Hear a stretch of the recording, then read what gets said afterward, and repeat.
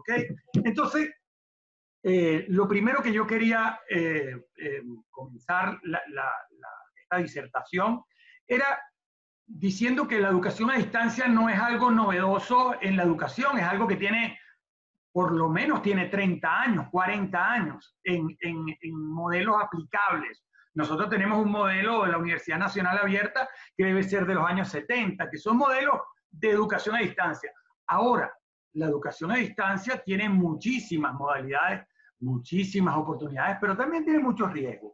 Y eso, yo quería comenzar la disertación hablando de algunas cosas que serán muy comunes para mis alumnos del diplomado, pero que creo que las personas que no han estado en esta experiencia es importante que partan, porque nosotros partimos de una metodología y partimos de una filosofía, y esa filosofía tiene una reflexión que quizás tiene unos 20 años circulando, quizás un poquito menos, desde que gente como este señor que está aquí, Ken Robinson, pero bueno, Ken Robinson es quizás el filósofo de la educación más importante de principios del siglo XXI. Ken Robinson en el año 2006 hizo un video TED que se llama La escuela mata la creatividad, y ese video es el video más visto, es récord Guinness. El video tiene en este momento 66 millones de vistas. Es un video que dura 17 minutos y es un video donde Ken Robinson explica por qué la escuela ya perdió su sentido, la escuela tradicional o la escuela que hasta los años 80 tuvo impacto en nuestra sociedad, porque él dice que con la llegada de las computadoras cambió una era, pasamos a la era digital. Y la escuela siguió funcionando de manera como lo venía haciendo en los últimos 400 años, concentrada en el contenido, concentrada en la capacitación, concentrada en que las personas tuvieran la información, el contenido enciclopédico fundamental para desenvolverse en una sociedad, pero esa sociedad a la cual estábamos educando dejó de existir con la llegada de las computadoras.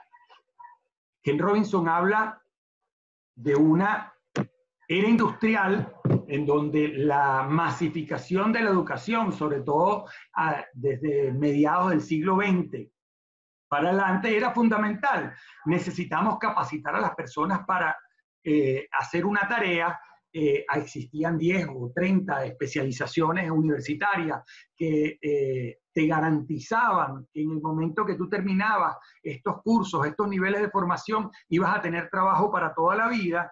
Te sentías tú parte de un proceso, tú eres especialista de un área y formabas parte de una empresa, de una industria, en donde siempre ibas a más o menos a hacer lo mismo. Era fundamental el masificar, porque en la medida que yo hiciera una persona más especializada y una persona o muchas personas que tuvieran el mismo conocimiento, íbamos a poder crecer exponencialmente. Y de repente aparecieron las computadoras, ya el contenido no lo tenía la escuela, ya el contenido empezaba a estar en la computadora y luego en la nube a través de internet.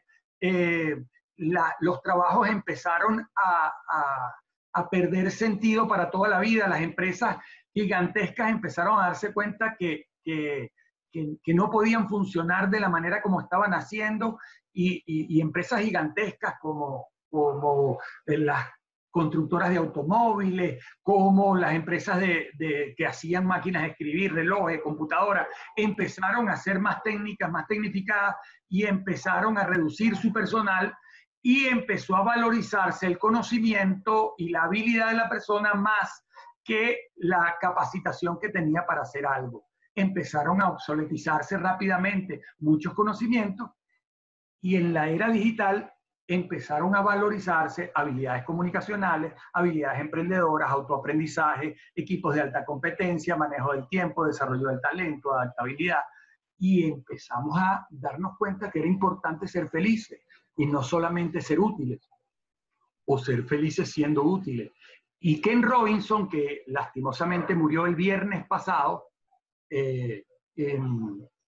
proponía educar para el talento, educar una nueva generación que no fuera especialista en algo, sino que la escuela funcionara como un centro de apoyo a las diferentes habilidades que tenían las personas, porque ante un futuro incierto era la diversificación, era lo más recomendable, ¿no? Y en este modelo en el cual empezamos a trabajar, y hace unos 10, 12 años se llegaron a unos acuerdos a través de muchas organizaciones de cuáles eran las habilidades que debería desarrollar la escuela y cuáles eran las habilidades que debería desarrollar la universidad. Algunas escuelas empezaron a tomar en cuenta estas propuestas y otras no, y seguían funcionando. Pero también nos cambió el estudiante. Y desde hace algunos años, términos como generación Z o millennial o generación X o los boomers, o los famosos boomers, empiezan a tener sentido y a encontrar diferencias y semejanzas en las maneras de ver o visualizar al mundo. Entonces, no solo cambió la sociedad, cambió el aprendiz, cambió la persona a la cual nosotros tenemos que enseñar. Empezamos a hablar de que nosotros estamos enseñando a una generación que es nativa digital. Les digo todo esto porque estas generaciones tienen una visión del mundo diferente, y es por eso que si nosotros vamos a meternos dentro del mundo donde estas generaciones son muy fuertes, como es las redes sociales, como es el uso de Internet, como es, lo más seguro es que si no tenemos formación vayamos a dar respuestas no adecuadas. Entonces, lo importante que yo quería decirles con respecto a la escuela y al aprendiz es que el aprendiz es diferente. Y eso hace, y la escuela también tiene objetivos diferentes. Y eso hace que en el momento, en aquella época de marzo, cuando nos dijeron, bueno, crisis mundial, se acabó, ahora las clases al principio por unas semanas, al menos por un mes, no van a seguir funcionando. Vamos a tener que hacer actividades en la casa. Bueno, los maestros nos sentimos, algunos muy incómodos, otros más cómodos y otros absolutamente perdidos en cómo aprovechar la tecnología, las herramientas y los conocimientos que teníamos para dar educación a distancia. Por eso mi primera reflexión o mi segunda reflexión es que no estamos en el mismo barco, estamos en el mismo mar. Eso sí, todos estamos sufriendo la pandemia, pero unos andan en yate. Una escuela, por ejemplo, el día de hace una semana exactamente, me tocó estar en una reunión de asesoría con las escuelas sionistas, las escuelas judías en todo el mundo. Son más de 120 escuelas que me invitaron a revisar lo que ellos habían hecho de marzo a julio, y encontrábamos que si bien esas escuelas en la mayoría de los países no tenían problemas con el uso de la tecnología, tenían una cantidad de problemas, y esos problemas los podemos resolver. Pero claro, cuando tú tienes un maestro con acceso a la tecnología, y cuando tienes un maestro formado en la tecnología, y cuando tienes un alumno que tiene acceso, tienes una situación muy distinta a otro que de repente el maestro tiene acceso a Internet, pero los niños no. O los niños tienen acceso a Internet, pero los maestros no. Otros están, como digo yo aquí, en salvavidas, y otros nadando con toda su fuerza. Imagínense lo que estaba pasando en las escuelas públicas de Maneiro, donde el contacto que tenían los niños con las escuelas es un cuadernillo de tareas que hizo la alcaldía y se los mandó. Ahora, ¿qué posibilidad hay de que esa escuela haya avanzado algo? ¿Qué podría tener un super cuaderno de actividades que pudiera darle al niño los contenidos, la experiencia y las actividades que debía cubrir de marzo a julio? Entonces,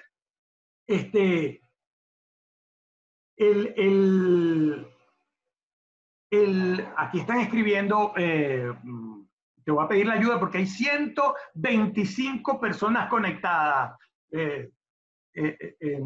Zoom fue benévolo con nosotros y nos está permitiendo conectar más de 100 personas, y algunos están diciendo que no tienen audio, pero eso es un problema de conexión, me imagino, pero eso es exactamente lo que estamos hablando. No todos están en yate, algunos me están viendo, otros solamente están viendo la lámina y otros ni siquiera están escuchando. Entonces, esta pandemia ha hecho que las escuelas tomen medidas en base a sus posibilidades.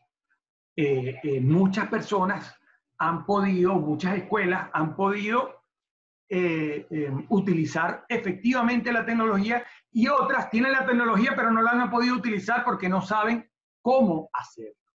Entonces, otro elemento que yo quería que tuviéramos claro es que si la tecnología fuera la respuesta, bueno, las escuelas públicas estarían en una ventaja increíble, porque si quizás las primeras escuelas en Venezuela que tuvieron, donde la mayoría de los alumnos tuvieron acceso a la tecnología, fueron las escuelas públicas, con el proyecto Canaima, las canaimitas y las computadoras que les empezaron a dar a los niños de bachillerato, las laptops. El proyecto Canaimita 2, creo que se llamaba, que ya no eran tablets, sino computadoras. Pero, como no sabían qué hacer con eso, la mayoría de esos se convirtieron en bienes perecederos, en comida, las vendieron, las revendieron, las dañaron, se las robaron. Y en el momento donde realmente las necesitábamos, que era ahorita, estoy 100% seguro que, bueno, el gobierno no ha dado ninguna respuesta de cómo utilizar las canaimas para afrontar la pandemia que está sucediendo. ¿Ok? Entonces, esta pandemia tiene como varios elementos que yo quisiera que viéramos de manera rápida. Lo primero es que a partir del 12 de marzo las clases no fueron presenciales. No había posibilidades de tener contacto físico con los niños. Podíamos tener contacto a través de un chat de WhatsApp, podíamos tener contacto a través de una fotocopia que le enviábamos, podíamos tener contacto a través de una llamada personal, pero contacto físico no podíamos tener. Muchas escuelas trataron de desarrollar actividades sincrónicas, es decir, clases en vivo, cuando tenían la tecnología, y otras actividades asincrónicas, es decir, por ejemplo, una guía que yo fotocopiaba y la enviaba. Para el profesor era mucho más complejo llevar la dinámica de clase. Aunque yo fuera un profesor tradicional que solamente daba clase con el pizarrón, yo podía ver a mis alumnos y yo sabía si mis alumnos estaban aburridos de la clase y echaba un chiste y cambiaba. Pero si yo lo que les estoy mandando a los alumnos es una guía con 200 ejercicios de matemática, la posibilidad de que yo controlar la dinámica de la clase era absolutamente imposible o muy complejo de hacer. Luego se presentaba la dicotomía entre enseñar conceptos y enseñar competencias. O sea, cómo yo pongo a trabajar en equipo, era justo el momento en donde los equipos de alta competencia, los equipos de trabajo, pero si yo nunca lo había hecho en la escuela, sino simplemente división del trabajo, cómo yo generaba eso sin la posibilidad de modelarlo con los niños. En Venezuela sufrimos de la imposibilidad de la tecnología, lo estamos viendo hoy. Si vivimos además en Margarita, no solo era el problema de la tecnología y del internet, sino además de la luz. Entonces, tú podías tener algo maravilloso organizado y 12 de tus 25 alumnos te decían, no hay luz, profe, no hay internet, no tenemos cómo conectarnos, tengo internet, pero el internet no me da la imagen. Entonces, la tecnología pasó a ser protagonista, en algunos casos, de las incomodidades o las dificultades que nos presentábamos. Y lo otro fue lo violento del cambio. Es decir, de un día para otro nos quedamos sin actividades, sin clases, y rápidamente tuvimos que pasar. Por eso, la mayoría de las escuelas dio respuestas asistenciales. Es decir, una respuesta que era, vamos a hacer lo mismo que estábamos haciendo antes, pero ahora sin estar nosotros presentes. Fotocopiemos las actividades, mandemos de la página tal y tal del libro, digamos que vean un video de YouTube y responden las preguntas, pero la manera de planificar a distancia se hizo muy complejo. Denme un chancecito para revisar algunos comentarios de lo que están haciendo ustedes. No puedo hacer nada con sus problemas de conexión, así que no tengo cómo ayudarlos, pero ok, alguien está dando sugerencias que no enciendan las cámaras y eso les ayuda a con menor ancho de banda poderme escuchar.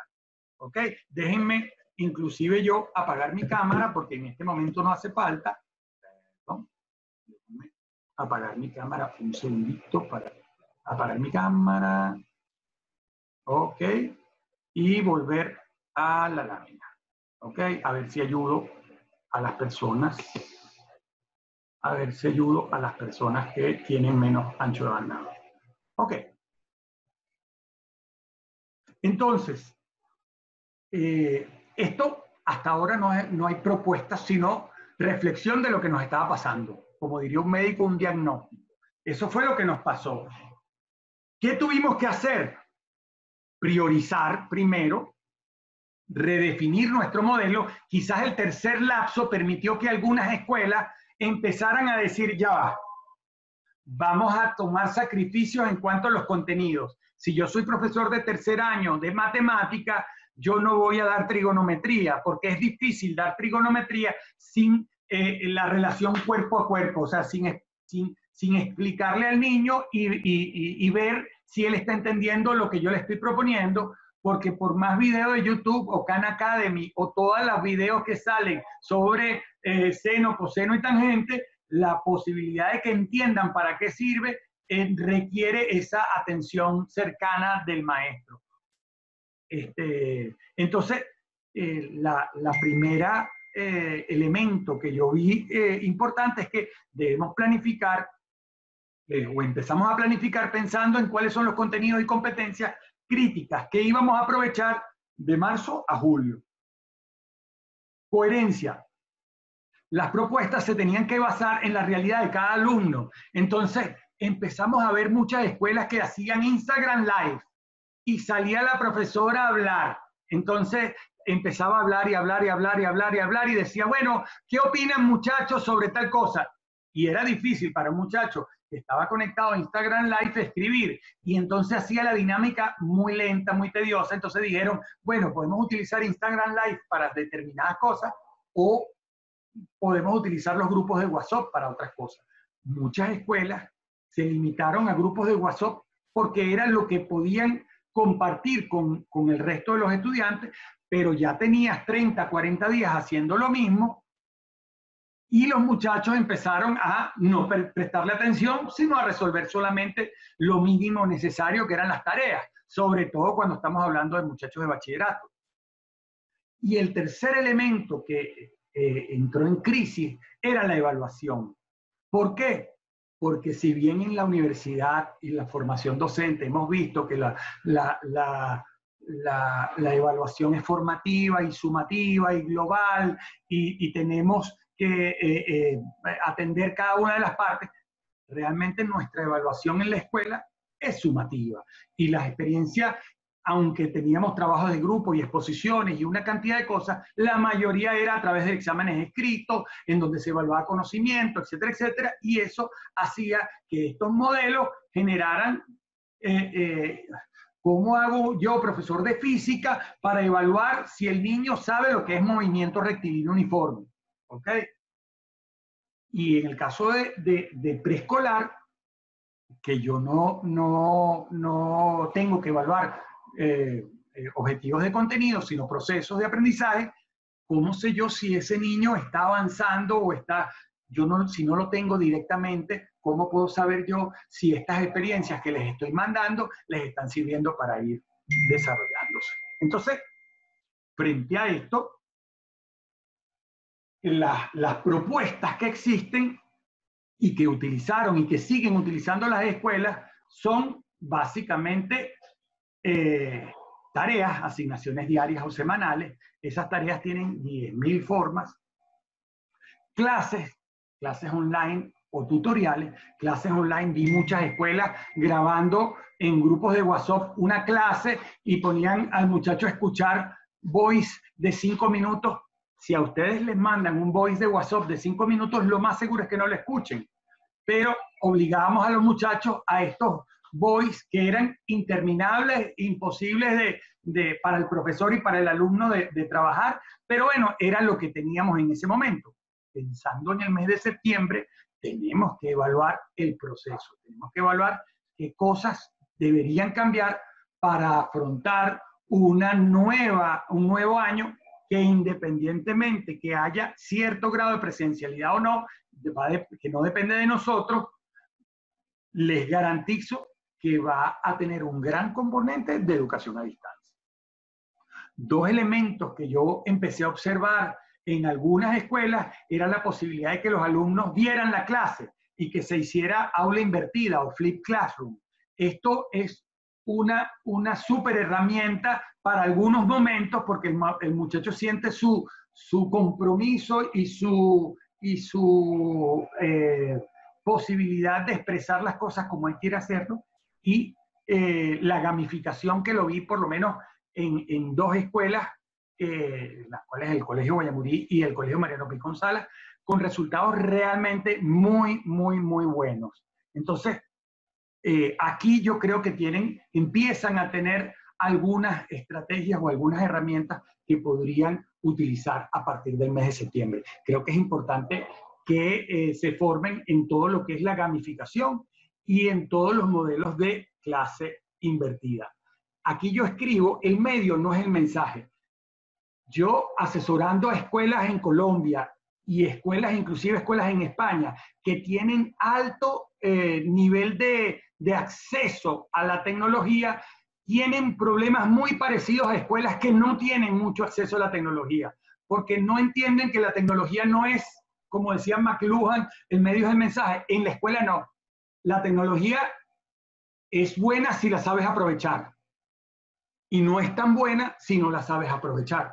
Si no tienes tecnología, tú podrías hacer experiencias muy provechosas, pero si tienes habilidades y además tienes tecnología, se multiplica. La tecnología aquí va a potenciar lo que nosotros queramos hacer, pero no porque tú tengas acceso a Internet con una licencia de Zoom y todos tus niños tengan velocidades de 100 megas de Internet, vas a desarrollar una experiencia valiosa en sí mismo. Déjenme ver aquí. Perdón.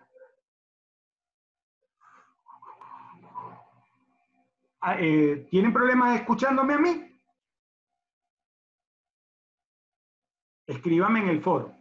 ¿O es problemas particulares? Es que vi a Norbey escribiendo que revisar el audio y no sabía si era conmigo.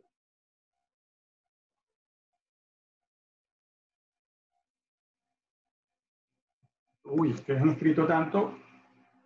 Ok, sigo. Sigo. Entonces, dentro de las soluciones, debemos aprovechar al máximo la tecnología disponible, ¿ok? Muchas veces pensamos que la tecnología disponible es solamente computación e internet. Por ejemplo, yo sugerí a algunas escuelas una herramienta donde utilizar una tecnología muy básica, que es una llamada por teléfono, que es lo que se llama la llamada de calidad. Es llamar al niño y dedicarle un tiempo particularmente a ese niño de qué está entendiendo, cómo está haciendo el proceso, cómo se siente, y esa experiencia es valiosísima. A veces los maestros no la aprovechan porque quizás piensan que a través de un mensaje de WhatsApp le podemos llegar a todos. Y sabemos que una de las grandes fallas que tiene la educación a distancia es la parte emocional. En cambio, con una llamada por teléfono es muy valioso el intercambio de conocimientos, el intercambio de saber, el intercambio de emociones que puedes tener con los alumnos. Debemos adaptar la tecnología a las edades. Una de las cosas, o sea, uno de los niveles más olvidados y que quizás tuvo menor impacto esta experiencia fue el nivel de educación preescolar. En el nivel de educación preescolar, pensar que una clase de Zoom puede sustituir la experiencia que se daba en el preescolar, es pensar realmente, lo va a pensar una persona que no ha estado en un preescolar. Sabemos que la parte socioemocional es una de las cosas más importantes del preescolar, y el contacto con los otros niños y la relación que se da ahí es fundamental para la experiencia en educación inicial. Entonces, no todas las herramientas funcionan en todas las edades, y ya lo vamos a ver un poquito más adelante. Herramientas distintas para materias distintas. Un grupo de WhatsApp de repente era interesante para unas materias, pero para matemáticas realmente no, ¿ok? Por lo menos no para dar la clase. Entonces, hay herramientas distintas para materias distintas. Un video de YouTube es genial para una clase de historia, con lo que pasó en el día D, y si estamos hablando de historia contemporánea, pero si nosotros vamos a dar, por ejemplo, no sé, una clase de producto notable, es complejo hacerla a través de un video de YouTube. Variar, esto es otra de las cosas. Hay experiencias que son buenísimas. Por ejemplo, la experiencia que hizo Mariano Picón Salas con gamificación en primaria fue excelente. Ahora, si tú la vuelves a repetir en septiembre y la vuelves a repetir en diciembre, se hace algo aburrido y poco interesante, porque los muchachos al final, el desequilibrarlos, como decía Piaget, el buscarles esa innovación, esa cosa que no estaban acostumbrados, es lo que hace que ellos se interesen y se motiven. Y si repetimos siempre la misma experiencia, no va a funcionar. Y lo otro es evaluar, y evaluar de manera diferente. Tenemos que aprender a evaluar no solo el contenido, sino el proceso, y enseñar herramientas de metaaprendizaje o de metacognición que van a ayudar a ese alumno en un futuro a ser un alumno que sea capaz de aprender por él mismo. Para hacer un poquito más interactiva, les voy a pedir que escriban qué herramientas utilizaron los maestros que están en el grupo, para una sola herramienta, la que más utilizaron para hacer la educación digital, hacer la educación a distancia durante esta pandemia, de marzo a julio. ¿Ok?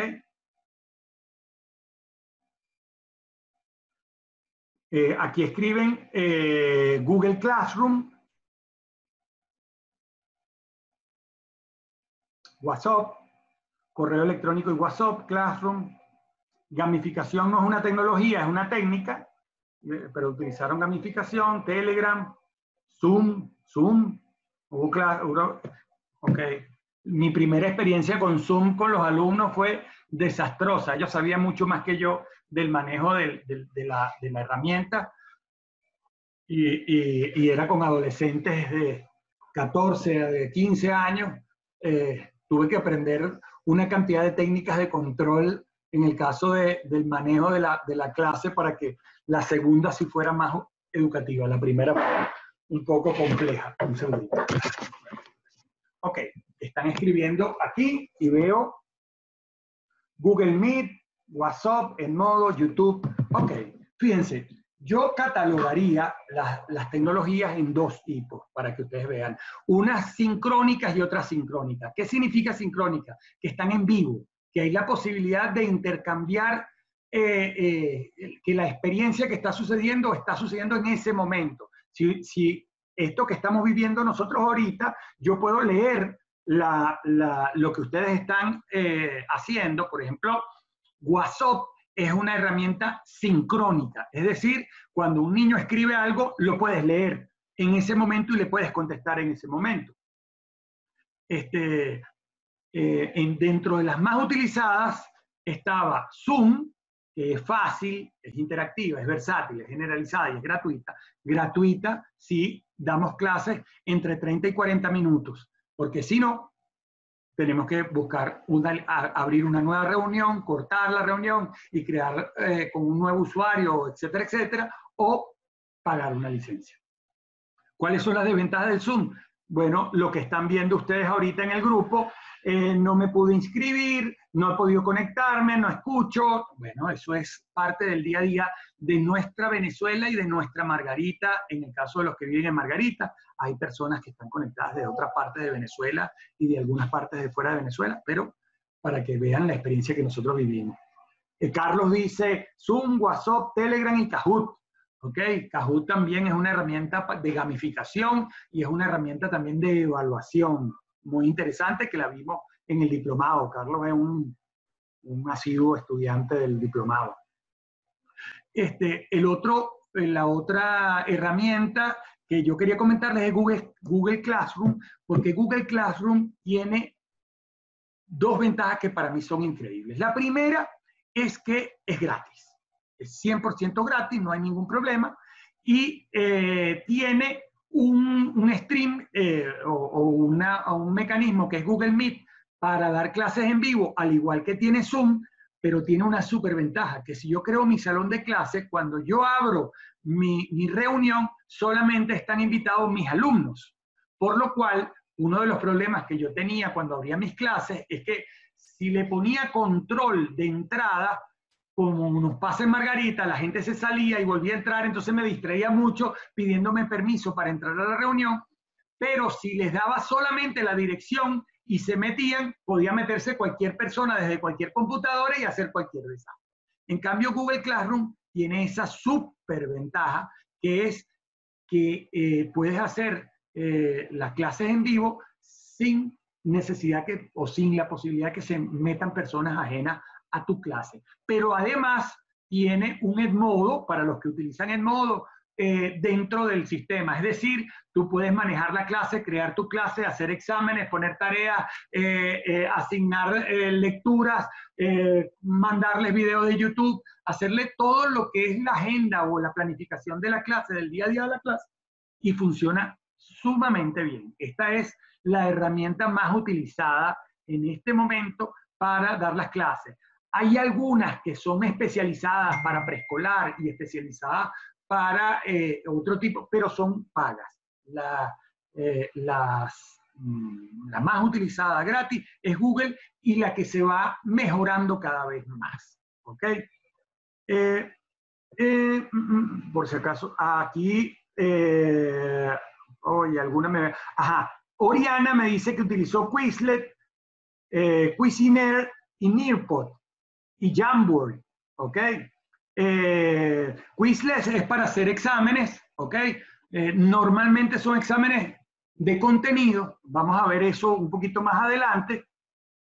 Cuisiner debe ser una aplicación práctica de las regletas de Cuisiner, y las demás no las conozco, pero son aplicaciones, sería bien interesante que Oriana las comentara después en el grupo cuando terminemos, quizás no ahorita porque no vamos a tener chance de leerlo. El otro que era muy fácil de utilizar era Instagram Live, y es online, tiene un chat, es ilimitado, es gratuito, pero es poco interactivo y tiene recursos limitados. Por ejemplo, si yo voy a utilizar un Instagram Live para dar una explicación, no sé, ahí veo a María Cristina metida en el chat y aportando, si ella iba a dar una clase de física, no podía utilizar PowerPoint porque tendría que proyectarlo y proyectar entonces con una cámara a la proyección en un video beam de PowerPoint, y sería complicado y se ve chiquitico porque el Instagram tiene una forma que no está hecha para dar clases, está hecha para hacer live, pero persona a persona o persona a muchas personas. Entonces, tiene esa parte de hacerlo poco amigable cuando yo voy a dar una clase, cuando voy a dar una discusión, hacer una reflexión, etcétera, etcétera, es muy bueno. ¿Ok? Y las herramientas asíncronas o que no tienen que estar en vivo, bueno, la más utilizada por ustedes y lo expresaban ahí es YouTube, ¿ok? Edmodo es otra herramienta asíncrona porque yo podría organizar mi clase y ponerla, las actividades y la gente irla haciendo. Y hay una que quería presentársela y es sobre la cual nosotros estamos trabajando, que se llama Teachler. Además es una herramienta desarrollada en Venezuela. Teachler es una plataforma para hacer cursos.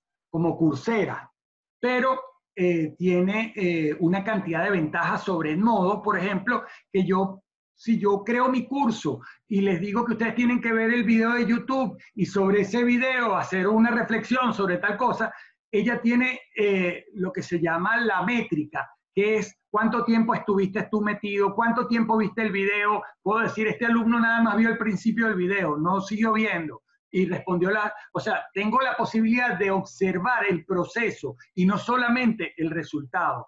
Y además tengo la posibilidad de asignar las actividades por fecha o por cumplimiento de actividades. O sea, yo puedo hacer una clase de una materia y un alumno motivado, en vez de hacerla en 3 semanas, la puede hacer en 1 semana en la medida que vaya cubriendo las actividades, o yo limitarlo. O sea, estos sistemas de curso es interesantísimo que los empiecen a observar, porque además, como son asíncronos, no necesitan tanto ancho de banda y no necesitan que todo el mundo esté al mismo tiempo conectado. Y eso en Margarita, cuando hay cortes de 4 horas en determinada zona, es fundamental. Entonces, les sugiero que revisen Teachler, los que no conocen. La plataforma del diplomado está montada sobre Teachler. Tiene una gran cantidad de cursos. Hay un curso increíble, inscríbanse en Teachler y pongan apreciación del arte. Yo lo tomé y me pareció maravilloso. Y el primero que tienen que tomar es cómo hacer cursos en Teachler, porque ellos tienen un autocurso para que les permite a ustedes hacerlo. ¿Qué ventaja tiene esto? Tiene 2 ventajas para ustedes, profesores. La primera, que ustedes pueden conectar videos de YouTube, pueden mandar a los muchachos a hacer cursos que ya están en Teachler, y pueden también hacer cursos para ustedes que además pueden monetarizar. O sea, se podría hacer un curso en el cual ustedes tienen la autoridad, o sea, la autoría, disculpen, y decirle a Teachler, bueno, vende este curso en $10 y ellos cobran una parte por el manejo y te dan el resto y te lo depositan a ti en donde tú digas que te lo depositen. Es bien, bien interesante, porque en el futuro va a pasar que muchos cursos vamos a tener el esfuerzo que estamos haciendo por hacer cursos, quizás tenga la posibilidad que esos cursos puedan tomarlos personas en otros países y en otras partes. ¿Ok? Aquí otro se queja de la electricidad, etcétera, etcétera. Ya estoy cerrando porque son muchas cosas y dejarlos a ustedes para que pregunten, intervengan, etcétera, etcétera. Una de las cosas que más cambió, como yo les decía, es la evaluación. Y nosotros en el diplomado, uno de los elementos más importantes que debe cambiar la educación, porque al final la planificación de la educación va centrada en lo que yo quiero evaluar. Y eso lo entiende todo el mundo. Los muchachos al final entienden que ellos van a tener éxito o no dependiendo de cómo tú evalúas y cómo tú quieres que ellos contesten. Y entonces la dinámica de la escuela se da y se centra en la evaluación.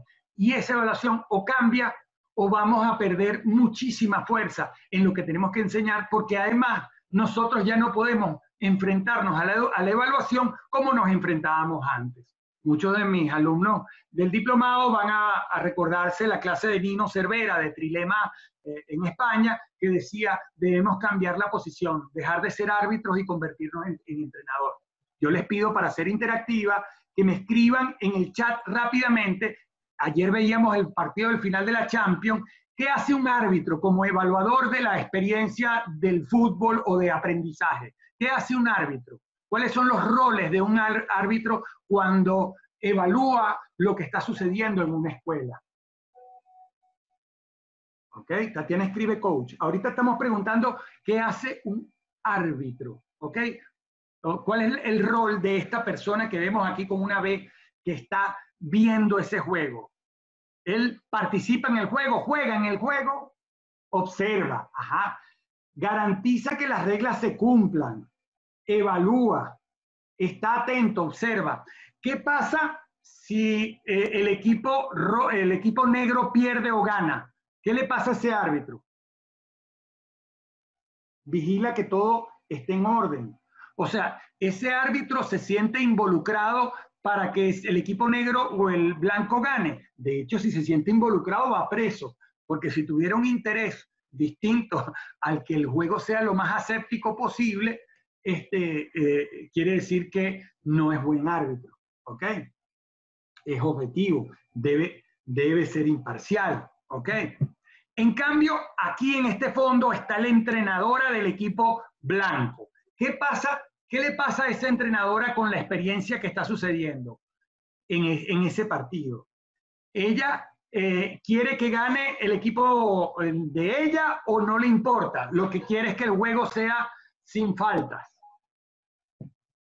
¿Cuál es el rol de la entrenadora? Se involucra, ¿ok? Dicen aquí, está pendiente de su equipo, se siente comprometido si los resultados no son los que ella planificó, preparó y quiere que gane su equipo. Ayer veíamos a los entrenadores muy preocupados, motiva, ¿ok? Se siente responsable, pide tiempo y anima a la jugadora. Bueno, la evaluación, los nuevos modelos de evaluación nos piden que cambiemos de ser los árbitros, de garantizar que nadie se copie, que la prueba sea aséptica, que la evaluación evalúe siempre lo mismo y de la misma manera, que no se copien, que no haya, que expresen exactamente lo que la persona sabe, a participar dentro de eso y involucrarse dentro del proceso de evaluación y sentirse responsable y sentirse que cuando la evaluación no está sucediendo de la manera como nosotros pensamos, nosotros tenemos responsabilidad, no solo nosotros como maestros, los papás, el colegio, los alumnos, todos los que participamos de ahí en un partido de fútbol, el público es fundamental. Y quizás el público es ese papá que anima y que nos dice, ya va, hey, árbitro o entrenador, mira que aquel está cojeando, y ayuda a que ese proceso se dé de la mejor manera. Entonces, debemos cambiar el rol de árbitro en la evaluación al rol de entrenador. Y ustedes me dirán, bueno, ¿y cómo se hace eso? Bueno, en esta clase es imposible de dar todas las técnicas, pero, por ejemplo, los que estuvieron en el diplomado pueden conversar de que no hay menos, en el diplomado no trabajamos menos de 25 herramientas distintas de evaluación que permiten no solo evaluar los conocimientos, sino evaluar las competencias y evaluar los contenidos, el proceso que se está dando. Nosotros ya quizás algunas escuelas empiezan, bueno, muchísimas escuelas de hace muchísimos años en preescolar trabajan con el portafolio como una herramienta para demostrar a los niños y a los papás lo que va avanzando el niño. Pero es rarísimo que utilicemos el portafolio en bachillerato para ver lo que hemos aprendido de física. Pero resulta que es una súper herramienta. Los contratos de aprendizaje, las escaleras de metacognición, todas estas herramientas, cópienlas, véanlas y búsquenlas en internet como herramientas de apoyo para esta planificación que viene ahorita en septiembre y los ayude a trabajar en esta nueva experiencia de educación a distancia que vamos a tener. Como último tema, para ir avanzando, vemos que la educación a distancia y el nivel educativo es muy, muy distinto. La educación inicial de 0 a 5 años, hemos dicho durante la charla que es indispensable la presencialidad. Veía que estaba algunos directores de escuelas en la presentación, y ahí estoy seguro que están preocupados porque muchos papás no están inscribiendo a sus hijos en preescolar. Pero es que ¿cómo los van a inscribir? Un niño de 2 años, ¿qué hizo entre marzo y julio que no podía haber hecho con su papá directamente? ¿Ok? Y quizás el papá siente que hay poca aporte de lo que está sucediendo, y a veces no es así, pero eso es lo que siente el padre. Pero la presencialidad es fundamental en el preescolar, y si nosotros no desarrollamos modelos donde se involucren actividades presenciales, aunque sea a través de teléfonos, a través de contactos en situaciones, en el maestro visitando la casa, etcétera, etcétera, no vamos a lograr que los papás entiendan la importancia del preescolar. y los que son maestros de preescolar saben lo fundamental que es la educación preescolar. Por lo cual, grupos de Zoom y actividades de WhatsApp no resuelven el problema de la educación inicial de 0. Mis recomendaciones son desarrollar el nuevo rol de los papás como apoyo, del papá, del maestro y de la escuela como apoyo a ese proceso, formar a los papás, escuelas de padres, para que el papá se sienta involucrado en esa experiencia. Presencialidad. Existen muchos recursos bien bonitos, interesantes y que ya los niños utilizaban en las tablets, en el área de lengua y pensamiento lógico-matemático, pero hay muchísima debilidad en la parte socioemocional. Las experiencias virtuales no han sido exitosas. En primaria y bachillerato, la solución tiene que ser mixta, o sea, tiene que ser una solución presencial y virtual. Es indispensable la interactividad y sobre todo en la medida que los niños van creciendo, hay materias que necesitan atención directa. En primer grado, la lectoescritura tiene que ser cuerpo a cuerpo, o sea, tiene que de alguna manera buscar las vías para que ese maestro pueda estar con el niño en algunos momentos. Igual pasa con la enseñanza de la física, la enseñanza de la matemática en bachillerato. Tienen que variar las estrategias, eso ya lo hemos dicho, y definir claramente la relación que va a haber entre las competencias y los contenidos. Porque si hablamos, no, es que nosotros estamos desarrollando competencias, comunicación asertiva, trabajo en equipo, etcétera, etcétera. Sí, pero ese muchacho el año que viene va a ir a la universidad y necesita saber de integrales, de trigonometría, de una cantidad de cosas que no son solamente competencias, son contenido y son información que es importante. Entonces, tampoco puede ser solamente competencia.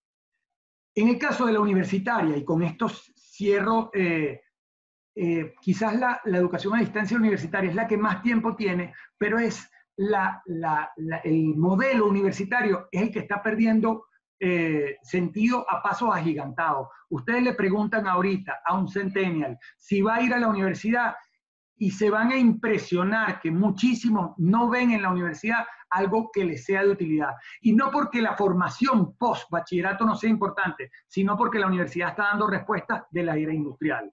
Mientras las universidades no enseñen a la era digital, no reduzcan los tiempos, no diversifiquen la formación, no van a tener esto. Yo les recomiendo que vean las experiencias de 3. Una, simplemente la menciono porque es nacional, se llama NextU, y es una formación virtual que podría reflejar lo que va a ser el futuro de las universidades. Formación particular, formación secuencial. Yo voy tomando cursos y voy aprendiendo de cosas. Si a mí me interesa mercadeo digital, lo tomo, y después si me interesa programación, lo tomo, y al final no necesita que tenga un título de ingeniero en computación, sino que yo voy a tener los conocimientos y las habilidades y las voy a poder aplicar. Otra que me parece maravillosa, que es un poco más formal, se llama University of the People, o Universidad de la Gente, Universidad del Pueblo. A mí no me gusta utilizar esa palabra realmente en estos momentos, pero por eso la traduje Universidad de la Gente, pero si la buscan en internet quizá en español vaya a aparecer Universidad del Pueblo. Es una universidad que desarrollaron de los Estados Unidos, tiene certificación americana y te da títulos, tiene maestrías en educación, por ejemplo, y son absolutamente gratis, son formales, acreditadas, y lo único que necesitas es que tengas internet. Está desarrollada por profesores universitarios de la Universidad de Yale, de la Universidad de Nueva York, etcétera, etcétera. Es 100% gratuita y de acreditación. No son formatos para todo el mundo. El inglés es fundamental para esta experiencia, pero es interesante que la busquen. Y la otra, que está en inglés y en español, se llama EDX, y es una organización que se creó de universidades como el MIT, Harvard, UCLA, Stanford, que da formación gratuita, desde programación hasta cursos de coaching. O sea, hay una infinidad de cursos en todas las áreas que son gratuitas el conocimiento. Lo único que no es gratuito es la acreditación. Es decir, si yo quiero el certificado, yo tengo que pagar $75. Pero si yo quiero tomar la experiencia, me inscribo, participo, estoy en los grupos, etcétera, etcétera, y tengo el conocimiento. Esta EDX es la experiencia digital a distancia, universitaria, organizada, más increíble que yo conozco, con mayor cantidad de cursos y con mayores fondos. Durante muchos años ellos tienen fondos para los próximos años y quizás en algún momento tendrán que monetarizar algunas cosas, pero por ahora es gratis. ¿Ok? Bueno, y un modelo de esto es, por supuesto, el diplomado que nosotros estamos desarrollando con el Logos International University, que es una universidad certificada en los Estados Unidos y que es específicamente para maestros en habilidades del siglo XXI, que muchos de ustedes están, algunos ya están certificados y otros están en ese proceso. Son 10 materias, de las cuales 5 materias son obligatorias, como son el curso introductorio, educación positiva, empatía, estrategias de aula del siglo XXI y evaluación del siglo XXI y planificación por competencia, y las demás ustedes las toman en la medida que vayan saliendo y que a ustedes les motive y les interese. Es una formación completamente virtual y que hemos logrado, virtual pero sincrónica, las clases son en vivo, y que hemos logrado reunir gente como Juan Maragall, que es el director de educación del Banco Interamericano de Desarrollo para Colombia y otros países, y él es el profesor que da habilidades gerenciales. Él fue director de educación durante 10 años del gobierno de Miranda, fue director durante 20 años del colegio El Ávila y las escuelas Pacairigua en Guatire. Tenemos a gente como Nino Cervera del grupo Trilema, que quizás es el grupo más importante de España ahorita de formación o de proyectos educativos de formación. Y tenemos profesores de distintos, tenemos a Pedro Certat, por ejemplo, que es el director de los programas de planificación por competencia de la Universidad Metropolitana, y ellos son los que están dando las materias, y hemos logrado unir a este gran grupo de profesores en una metodología bastante interesante. Les digo esto no para los que están, porque ya están, sino para los que en un futuro les interese unirse, ¿no? Bueno, como conclusión, yo quisiera, para cerrar, decir simplemente que necesitamos cambiar el modelo educativo y adaptarlo a las competencias del siglo XXI. La escuela tiene que aprender de esto que sucedió y darse cuenta que estamos educando para un futuro que va a cambiar. En este momento, Google tomó la decisión de que todos sus empleados van a seguir trabajando durante el resto del año en sus casas. ¿Ok? Eso quiere decir que la nueva sociedad va a tomar decisiones importantes acerca de cómo se va a relacionar con el trabajo, cómo se va a relacionar con la familia, y la escuela no puede ser un modelo distinto a la sociedad que está formando. Existen infinidad de herramientas y recursos, mencionamos aquí algunos para incorporarlos en nuestra propuesta. La variedad es lo que nos va a permitir tener una experiencia interesante para los alumnos. En Venezuela, a la innovación debe sumarse el problema y las limitaciones tecnológicas y económicas, por supuesto, y es indispensable formar al maestro y a la escuela. Todo esto que estoy diciendo necesita un maestro que domine las herramientas, pero además necesita una escuela que le facilite al maestro las herramientas. Las escuelas tienen que empezar a pensar también menos en canchas y más en tecnología y en herramientas para que los profesores puedan también utilizarlas y tener ese contacto con los alumnos. Y esta pandemia terminará siendo una gran oportunidad para el cambio educativo. Los dejo con esta reflexión. Muchos hablan de dejar un mejor planeta para nuestros hijos. Mi misión, y espero que la de nosotros, sea trabajar para dejar mejores hijos para nuestro planeta. Muchísimas gracias.